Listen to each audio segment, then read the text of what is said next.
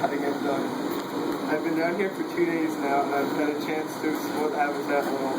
When I found the kitchen and the other divers' living quarters, the kitchen has only canned food and snack bars. Yeah. Not my favorite food at all.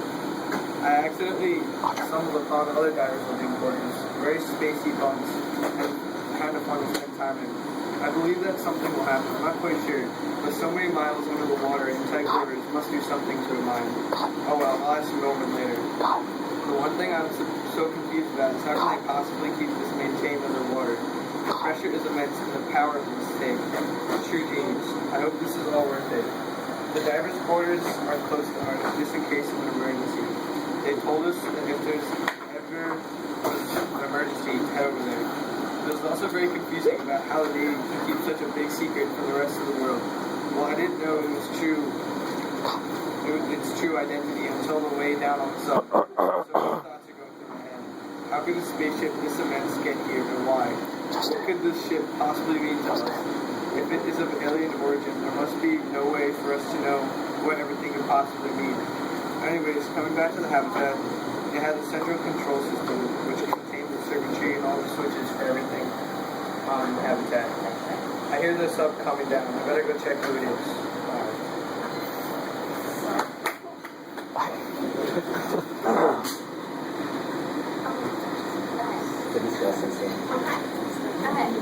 This is Dr. Ted Fielding, astrophysicist and planetary geologist. A team of carefully selected scientific experts and myself are now embarking on a landmark expedition to a possible alien and future space. Despite Barton's attitude while I tried to make some brief remarks to mark this solar moment, this is the most exciting day of my life. The excitement was growing as Barnes flipped open the metal plate and the yellow button blinked the word ready.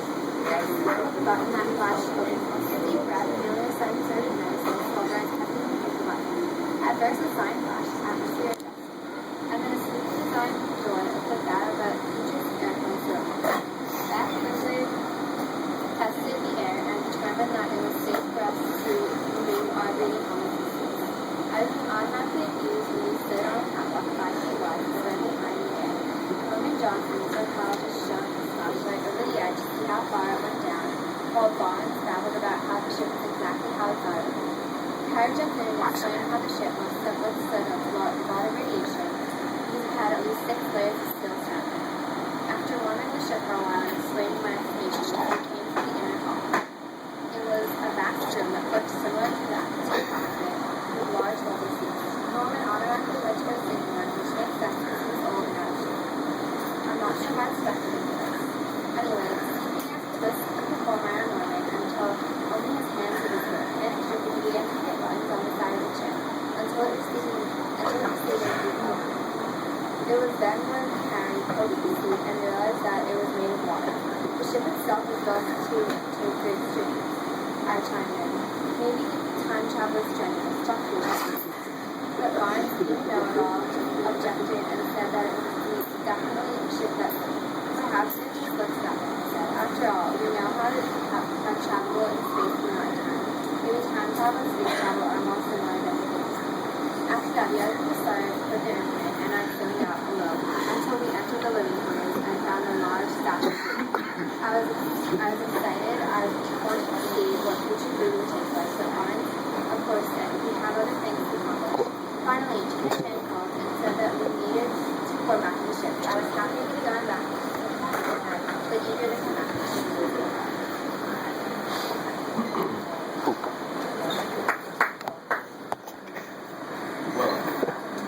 I'm Harry Adams, mathematician and logician, but I'm not your average mathematician.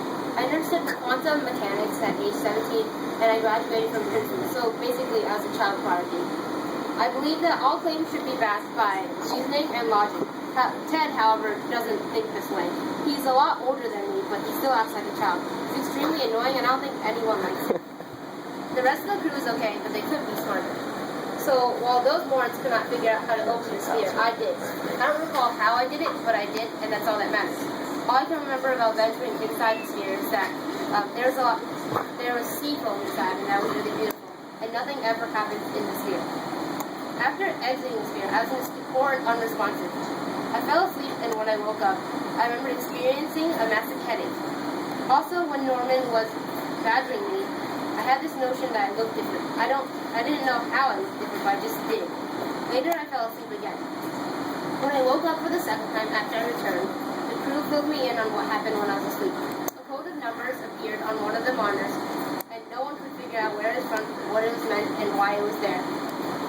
It looked like a job for experienced mathematician like me. But I quickly lost my interest when the crew told me that there had been a large school of squid. You should know that I'm definitely afraid of squid. Ever since watching 2000 Leagues Under the Sea, I've always hated and feared squid. Thank goodness the school of squid had passed. If it were still there, I think I would have freaked out. While I was eating, Tina shouted for me and the crew. Upon entering the room, I saw a pattern of numbers on the screen of a monitor. The sad part is that no one else saw something so simple, just numbers repeating. I took out my pencil and a notepad and tried to figure out what the code meant. I was thinking that it's a message, but I didn't know who sent it. Suddenly, I hear news of lots of shrimp outside. That was quite odd, along with the school of squid. I thought it was just the fact that divers were gone and that the ocean floor in the Pacific was normally teeming with life. Odd that Norman thought the appearance of abundant animals was directly related to my disappearance into the sphere. The next time Tina called me over the D-cylinder, I to see the code. It was the same, except at this time it was written in binary. I might actually break the code. I decided that something was definitely trying very hard to communicate with us because it was constantly changing the format of the code to make it easier for me to break. While I was contemplating the code, Ted suggested that we try to communicate back to it. What a good idea. I entered the first two groupings of numbers and it replied the same exact thing. How exciting. We opened our line of communication. It was then that I explained to the group that it was something that was previously inside a sphere and is now released and free to act. The next time I was in D-cylinder, I finally broke the code. Turns out it wasn't so complicated. Basically, it was a spiral on the QWERTY keyboard. So, we learned that its name was Jerry and is very pleased to converse with us. I think Jerry's quite smart, but the crew thinks otherwise. My name is Norman Johnson. I'm a 53-year-old psychiatrist, and I now have 1,600 hours in the perform Escape this Underwater Habitat. After witnessing countless deaths of my fellow crewmates and the friends I don't know very well, it's only me, myself, Beth, and Harry who are surviving on this underwater habitat. So far, we've lost many crew members due to Jerry manifesting into a giant squid, which caused many problems. The first time he attacked us, many injuries were happening, and D8 was in shambles. After that, it once came again, so we had to resort to Plan B. Plan B was to fire an electric charge in order to potentially kill the squid, but it backfired and lit D8 on fire. While trying to put out the fire, we had lost many people, such as Tina and Barnes. Now, leaving me, myself, Harry, and Beth, I have to evaluate things in order to keep us calm. Both me and Beth have started to believe that Jerry and the sphere have a direct relationship to Harry because they share many common interests. Harry has a strong fear for squids, and Jerry has manifested into squids many times. There's a strong relationship there. After running out of many resources in D8, we have decided that the best bet is to go inside the unknown spacecraft in order to gather supplies. I've noticed strange things also happening to Beth as well. She has not appeared to be the same person anymore. She has started to change and have different personalities. Once, she has tried to kill me many times. I'm starting to fear that I might not live here much longer. I believe that the only plan for me is to go to the submarine and head to the surface. Even though it's a bad thing to leave them behind, I feel it's the only thing left for me to do. It's Elena. I just can't believe that Norman figured it out. He believed me when I said that he had gone into the sphere and he was the one causing the manifestation. But now that he saw the tape, he knows that I was the one who went into the sphere. There's no way that he can trust me now, and I know that I can't trust him either. So much for sticking together. I'm on my own now, and this is how it always should have been, with me in charge. Those foolish men had no idea what they were doing. I was the one who deserved to be in charge, the one with the power. Why is Norman walking over this up without me? No, he wouldn't dare to leave me down here with Harry, who is still unconscious. There's just no way. Norman, how could you do this? You were the one who said that we all have to stick together no matter what. I yelled through the microphone. All I heard in response was his breathing. Norman, are you really just leaving us to die? I pleaded. Yes, Beth. You and Harry are too dangerous to come up to the surface with me, she cried. That's when I noticed the thought, I'm going to die down here now, so I better just learn to accept it. Be the only woman down here, the only zoologist on this expedition. I used the sphere's power to make me more beautiful, but no, Norman is just going to leave me, like the coward he really is. But wait, maybe is he right? I'm a danger to the whole world above the surface.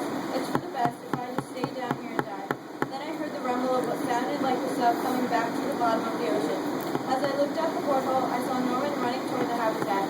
Open the hatch, Beth, he yelled as he made his way towards me. You came back, Norman, but no, I will not open the hatch. You should not have come back. I'm dangerous and I can't control my imagination enough to come out. Just leave me here. It will be the best for everyone. I decided to hide wedged between the pipes. I grabbed an explosive tip spear gun and aimed it straight at Norman, so he knew I wasn't kidding. Tears streaming down my face, I told him to leave me, but he just wouldn't go. I was then struck on the back of the head. So painful, and then everything went black. All I remember from the next few hours was they carried me, and then I woke up in the sub on the surface. Outside the porthole, the Navy surrounded us. It's true, we had survived living underwater with the sphere. I looked over and saw Norman and Harry sitting near me. We had to discuss what we would tell everybody. There was no way that we could let the Navy know what happened.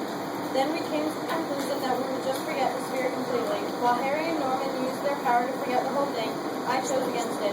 For once in my life, I have power. Nobody can unappreciate me for being Norman. I am in charge now, and I am the one with the power. Nobody will ever know, and nobody will ever take it away from me.